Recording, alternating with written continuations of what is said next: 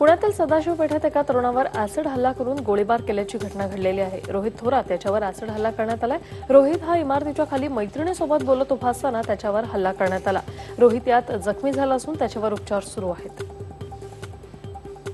Acid हल्ला करणाऱ्या आरोपीने इमारतीवर जाऊन आत्महत्या केलेली आहे। आरोपी सिद्धाराम आणि हल्ला करण्यात आलेल्या रोहित यांच्या आईचे अनैतिक संबंध असल्याची माहिती आहे। आरोपी विरोधात 4 महिन्यांपूर्वी पोलीस तक्रार दाखल करण्यात आली होती आणि त्याचा राग डोक्यात ठेवून आरोपीने महिलेच्या मुलावर हल्ला करून आत्महत्या केली। शिरोळ तालुक्यामध्ये जयसिंगपूर पोलिसांनी संभापूर गावामध्ये गुटखा कंपनीवर छापा टाकलाय। छापा टाकल्यानंतर पोलिसांना 75 लाख रुपयांची रोकड मिळाली। पोलिसांनी रोकड आणि गुटख्याचं साहित्य जप्त केलेलं आहे। निवडणूक आयोग आणि पोलीस आता अधिक तपास करतायत। उद्या देशात लोकसभेच्या दुसऱ्या टप्प्याचं मतदान पार पडणार आहे। 97 जागांसाठी मतदान हे होणार आहे। 13 राज्यात हे मतदान होणार आहे। लोकसभेच्या दुसऱ्या टप्प्यात महाराष्ट्रातील 10 जागांवर मतदान पार पडणार आहे आणि त्यात मराठवाड्यातील 6, विदर्भातील 3 आणि पश्चिम महाराष्ट्रातील 1 जागेवर मतदान पार पडेल। पश्चिम विदर्भातील अमरावती, अकोला आणि बुलढाणा या 3 लोकसभा मतदारसंघातील प्रचाराची मंगळवारी सांगता झाली। या ठिकाणी 18 एप्रिल म्हणजेच उद्या मतदान होणार आहे आणि अमरावती आणि बुलढाणा या 2 मतदारसंघात दुरंगी तर अकोला मतदारसंघात तिरंगी अशी लढत होणार आहे। नरेंद्र मोदी आणि अमित शहा हे देशाला कलंक आहेत। या दोघांनी लोकशाही उद्ध्वस्त केल्याचा गंभीर आरोप राज ठाकरे यांनी इचलकरंजीतील सभेत केलेला आहे। तसंच मोदींचं पाऊल जे आहे ते हिटलरच्या पावलावर पडत असल्याचा देखील पुनरुच्चार राज यांनी केलाय। माझ्या प्रचारामुळे भाजपची फडफड होत असल्याची टीका देखील राज ठाकरे यांनी भाजपवर केली। तसंच त्यांना मी असं काही उकरून काढेल असं अपेक्षित नव्हतं। आता माझ्या प्रश्नांची उत्तरं त्यांच्याकडे आहेत का असा सवाल राज ठाकरे यांनी विचारलाय। राज ठाकरेंच्या सभेत दाखवलेली एक जरी माहिती खोटी निघाली तरी राजकारण सोडेन असं रोखठोक विधान मनसेच्या संदीप देशपांडे यांनी केले। राज ठाकरे यांच्या सभेतील बातम्या खऱ्या असतील तर विनोद तावडे यांना महाराष्ट्र सोडायला लावणे असा इशारा संदीप देशपांडे यांनी दिला।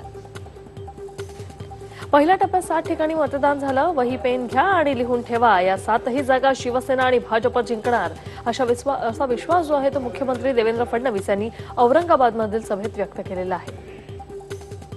खोटी आश्वासनं देणाऱ्या आणि महाराष्ट्राला लुटणाऱ्या काँग्रेस राष्ट्रवादीने चुल्लूभर पाण्यात डुबून मेलं पाहिजे अशी घणाघाती टीका देखील मुख्यमंत्र्यांनी केली। राहुल गांधी यांची भाषणं म्हणजे उधारीची आश्वासनं असल्याची टीका मुख्यमंत्र्यांनी केली। पावसानं औरंगाबादेतील मुख्यमंत्र्यांच्या सभेचा खोळंबा केला। औरंगाबाद जिल्ह्यातील फुलंब्री येथे मुख्यमंत्र्यांची सभा होती। वादळी वाऱ्यांमुळे कापडी मंडप उडून गेला होता। पावसामुळे लोकांनी खुर्च्या डोक्यावर घेतल्याचं यावेळी पाहायला मिळालं।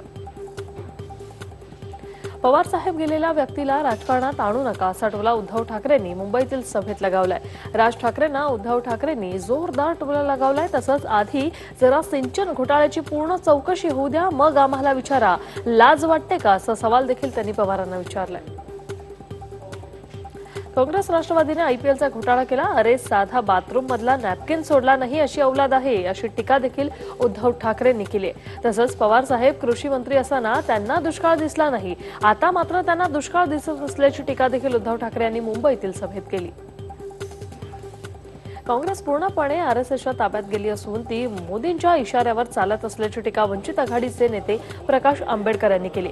आरएसएसच्या विरोधात माझ्याशिवाय कोणीही नाही, त्यामुळे मुस्लिम समाज माझ्या सोबत असल्याचं प्रकाश आंबेडकर यांनी सोलापुरात सांगितलंय।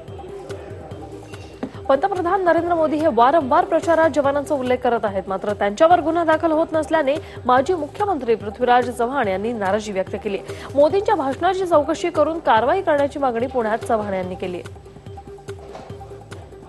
पंकजा मुंडे फेक न्यूजच्या बळी पडल्यात। प्रीतमच्या प्रचारात घटना बदलण्याचं वक्तव्य केल्याचं त्यांचं वक्तव्य व्हायरल झालेलं आहे। मात्र हा व्हिडिओ एडिट करून 2 शब्द एकत्र केल्याचं उघड झालंय। व्हिडिओ एडिट करून 2 शब्द एकच केल्याचं हे उघड झालंय। संविधान बदलणं चिकी खाण्या इतकं सोपं नाही असा पलटवार पंकजा मुंडेंच्या घटना बदलण्याच्या वक्तव्यानंतर धनंजय मुंडे यांनी केलंय। संविधान बदलण्याच्या वक्तव्याचा पंकजा मुंडे यांचा व्हिडिओ समोर आला होता। मी आमदार महापौर असताना देवेंद्रभाई हाफ चड्डीत शाळेत जात होते, मग आता तुम्हाला विचारून भाषण करू का असा प्रश्न छगन भुजबळ यांनी केलाय। अहमदनगरमध्ये आयोजित सभेत भुजबळांनी मुख्यमंत्र्यांवर निशाणा साधलाय। माढा लोकसभा मतदारसंघात संजय शिंदे थेट राष्ट्रवादीचे उमेदवार झाल्याने जुने मित्र आमदार प्रशांत परिचारक यांनी शिंदे यांना मत देण्याचे संकेत कार्यकर्त्यांना दिले। जे काही करायचे ते उखाड करा असं समर्थकांना त्यांनी सांगितलं आणि त्यामुळे संजय शिंदे यांचं पारडं आता जड झाल्याचं मानलं जातंय। ज्यांना गांधी कळले नाही ते गांधीवादी होत नाही आणि ज्यांना पटेल कळले नाही त्यांनी आदिवासी गावं नष्ट करून सरदार पटेल यांच्या भव्य पुतळा उभा केल्याची टीका ज्येष्ठ समाजसेविका मेधा पाटकर यांनी मोदींवर केली। सांगलीमध्ये स्वाभिमानीचे उमेदवार विशाल पाटील यांच्या प्रचार सभेत पाटकर या बोलत होत्या।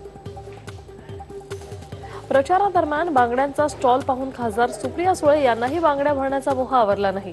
इंदापूर तालुक्यातील शेळगाव येथे त्यांचा दौरा होता। तेथील पदयात्रेत बांगड्यांचा स्टॉल दिसला त्यावेळी सुळे यांनी तिथे बसून बांगड्या भरल्या। ईशान्य मुंबईचे भाजपचे उमेदवार मनोज कोटक मतदारांपर्यंत पोहोचण्यासाठी वेगवेगळे फंडे वापरतात। सकाळी त्यांनी सर्वसामान्य लोकांसोबत एका हॉटेलमध्ये मिसळीवर ताव मारला आणि मिसळवर ताव मारताना त्यांनी लोकांशी संवाद साधला। ईशान्य मुंबईचे भाजपचे उमेदवार मनोज कोटक यांच्या प्रचार रॅलीसाठी तयार असलेल्या प्रचार रथाची नासधूस करण्यात आली। मानखुर्द परिसरातील प्रचार रथावर पोस्टरवर लावलेल्या पंतप्रधान मोदींचे फोटो फाडण्यात आले तसंच वाहन चालकाला शिवीगाळ करण्यात आली। या प्रकरणी भाजपनं शिवाजीनगर पोलीस ठाण्यात तक्रार दाखल केली आहे। भाजप व राष्ट्रीय स्वयंसेवक संघाकडून देशात विरोधी आवाज दाबून टाकले जात आहेत असा आरोप करत काँग्रेस अध्यक्ष राहुल गांधी यांनी संघ परिवारावर टीका केली। कोल्हापूर जिल्ह्यात सेंट स्टीफन कॉलेज मैदानावर राहुल यांची सभा झाली। वाराणसीतून मोदींच्या विरोधात लढण्याची प्रियंका गांधी तयार असल्याचं प्रियंकाचे पती रॉबर्ट वाड्रा यांनी सांगितलंय। देशात मोदी सरकारला जनता कंटाळली आहे त्यामुळे जनतेला बदल हवा आहे असं देखील रॉबर्ट वाड्रा दिल्लीत म्हणाले। काँग्रेस नेते आणि अभिनेते शत्रुघ्न सिन्हा यांची पत्नी पूनम यांनी समाजवादी पक्षात प्रवेश केला असून सपा नेत्यांना लखनौ मतदारसंघातून केंद्रीय गृहमंत्री राजनाथ सिंह यांच्या विरोधात लोकसभेच्या रिंगणात उतरवलं आहे। पूनम यांच्या उमेदवारीची लगेचच घोषणा करण्यात आली आहे। लोकसभा निवडणुकीचा निकाल 23 मे रोजी लागेल तेव्हा नरेंद्र मोदी हे माजी पंतप्रधान असतील असे काँग्रेसचे नेते अहमद पटेल यांनी वडोदरामध्ये सांगितलं। सत्ताधारी भाजपने लोकांचा छळ केल्याचा आरोपही पटेल यांनी केला। त्यामुळे 23 मे नंतर महाआघाडीचा पंतप्रधान होणार असल्याचं त्यांनी म्हटलेलं आहे। अमेठीतून लोकसभा निवडणूक लढवत असताना भाजप नेत्या स्मृती इराणी यांनी 2014 व 2019च्या निवडणुकीत प्रतिज्ञापत्रात शिक्षणाबाबत खोटी माहिती देऊन फसवणूक केल्याप्रकरणी पुण्यातील शिवाजीनगर न्यायालयात खटला दाखल करण्यात आला आहे। मनसे महिला आघाडीच्या शहराध्यक्षा रुपाली पाटील यांनी हा खटला दाखल केलाय। डीएमकेच्या नेत्या कनिमोळी यांच्या चेन्नईतील घरावर आयकर विभागाने छापा मारलाय। यावेळी त्यांच्या घरातून मोठ्या प्रमाणात रोख रक्कम जप्त करण्यात आली। लोकसभा निवडणुकीचा प्रचार रंगात आला असतानाच कनिमोळी यांच्या घरावर छापा मारण्यात आल्याने तामिळनाडूतील राजकारण तापण्याची आता चांगलीच चिन्ह आहे। भाजपला मतदान करा नाहीतर याद रखा। पंतप्रधान नरेंद्र मोदींनी सर्व मतदान केंद्रावर सीसीटीव्ही कॅमेरे लावले आहेत अशी धमकी गुजरातमधील फतेहपूरचे आमदार रमेश कटारा यांनी मतदारांना दिली। कॅमेरे लावल्यानं कोण काँग्रेसला मतदान करते आणि कोण भाजपला हे आम्हाला कळणार आहे असं देखील आमदार रमेश कटारा म्हणतात। उत्तराखंडचे माजी मुख्यमंत्री दिवंगत नारायण दत्त तिवारी यांचे पुत्र रोहित शेखर यांचं काल दिल्लीत निधन झालेलं आहे। हृदयविकाराच्या धक्क्याने रोहित शेखर यांचा मृत्यू झाल्याची माहिती आहे। भिवंडी निजामपूर महानगरपालिकेतील काँग्रेसच्या 4 स्वीकृत नगरसेवकांचं नगरसेवक पद राज्य सरकारने निलंबित केलं होतं। त्याविरोधात काँग्रेसने हायकोर्टात धाव घेतली आणि मुंबई हायकोर्टाने राज्य सरकारचा निर्णय रद्द करत 4 नगरसेवकांची नियुक्ती कायम ठेवली। कोर्टाच्या निर्णयामुळे मुख्यमंत्र्यांना मात्र मोठा झटका बसलाय। आझम खान यांनी रामपूरमध्ये जयाप्रदा यांच्या विषयी आक्षेपार्ह विधान केलं आणि त्याचा वसईतील ब्राह्मण संघटनांनी तीव्र विरोध केला। आझम खान यांच्या कांशिलात जी महिला पहिली थप्पड लगावेल त्या महिलेला 5 लाखांचं बक्षीस देण्याची घोषणा ब्राह्मण संघटनेने केली। शासनाच्या नगरविकास खात्यानं वसई विरार पालिकेतून 29 गावे वगळण्यासाठी मुंबई हायकोर्टात प्रतिज्ञापत्र सादर केलं। त्यामुळे वसई विरार पालिकेतून 29 गावे लवकरच वगळण्यात येणार आहेत। लवकरच गावात जनसुनावणी घेऊन त्यांचे ग्रामपंचायतीचं अस्तित्व कायम ठेवण्यात येणार आहे। एकीकडे प्रचाराचा नेते जे आहेत ते घाम घालतात तर दुसरीकडे महाराष्ट्रातील मराठवाड्याला दुष्काळाचे चटके बसतात। बीडमध्ये केवळ 1.05% एवढाच पाणीसाठा आहे आणि 41 तलाव मृत साठ्यात आले तर 10 तलावात 25%च पाणी शिल्लक राहिले। जिल्ह्यातील 747 गावांना टँकरच्या माध्यमातून पाणी पुरवलं जात आहे।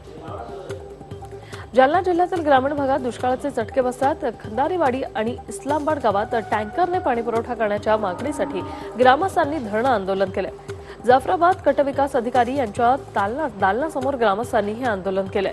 मागण्या मान्य होत नाही तोपर्यंत आंदोलन सुरूच ठेवण्याचा पवित्रा ग्रामस्थांनी घेतलाय। जालन्यात वादळी वाऱ्यांसह पावसाने हजेरी लावली आणि यामुळे पावसामुळे उकाड्यापासून काहीसा नागरिकांना दिलासा मिळालाय। अचानक पाऊस सुरू झाल्याने नागरिकांची तारंबळ उडाल्याचं पाहायला मिळतंय। अकोला जिल्ह्यात तालुक्यात जोरदार पाऊस पडलेला आहे। वादळी वाऱ्यांसह परिसरात गारपीट झाली। वाऱ्यांमुळे झाड विजेच्या खांबावर आदळल्याने मोठं नुकसान झालं। वाशिममध्ये वादळी वाऱ्यांसह जोरदार पाऊस झाला। वाशिममधील जांभरुण जहांगीर इथे वीज पडून एक जखमी झालाय तर 2 बकऱ्यांचा मृत्यू झालाय। तर अनेक जिल्ह्यातील तालुक्यात वादळी वाऱ्यांसह हा पाऊस पडलेला आहे। हिंगोली जिल्ह्यातील सेनगावात वादळी वाऱ्यांमुळे बीएसएनएलचा टॉवर कोसळलाय। टॉवर कोसळून एक जण गंभीर जखमी झालाय तर या दुर्घटनेत एक म्हैस ठार झाली। या चारचाकी गाडीचंही नुकसान झालंय। खेळण्यासाठी गेलेल्या मित्रानं शिवी दिली म्हणून दुसऱ्या मित्राने धारदार शस्त्रानं त्याची हत्या केल्याची खळबळजनक घटना उल्हासनगरमध्ये घडली। मिथुन चोरगे याची त्याचा मित्र अजय शर्माने हत्या केली। मिथुनने बोलत असताना अजयला शिवी दिली, त्यामुळे अजयने चाकू मिथुनच्या पोटात घुसला आणि त्यात त्याचा मृत्यू झालाय। मुंबईच्या आझाद मैदान पोलीस ठाण्यात पोलीस उपनिरीक्षकाविरुद्ध विनयभंगाचा गुन्हा दाखल करण्यात आलेला आहे। पोलीस उपनिरीक्षक विनोद बल्लाळे यांना अटकही करण्यात आली आणि त्यानंतर त्यांची जामिनावर सुटका झाली। महिला पोलीस शिपाई यांच्या तक्रारीवरून विनयभंगाचा गुन्हा दाखल करण्यात आलाय। चंद्रपूर जिल्ह्यातील राजुरा येथे आदिवासी अल्पवयीन मुलीवर लैंगिक अत्याचार प्रकरणी 6 मुलींनी तक्रारी दिल्याची माहिती पोलिसांना मिळाली। आतापर्यंत 4 आरोपींना ताब्यात घेण्यात आले तर पुढील तपास पोलीस करतायत। मीरा रोडमध्ये लहान मुली तसंच महिलांशी अश्लील वर्तन करणाऱ्या आरोपीचा शोध सुरू करण्यात आलेला आहे। मीरा रोडमधील नयानगर पोलीस अनोळखी आरोपीवर गुन्हा दाखल करून त्याचा शोध घेतात। आता आरोपीने सोसायटीत जाऊन अनेक मुली आणि महिलांशी अश्लील असं वर्तन केलंय।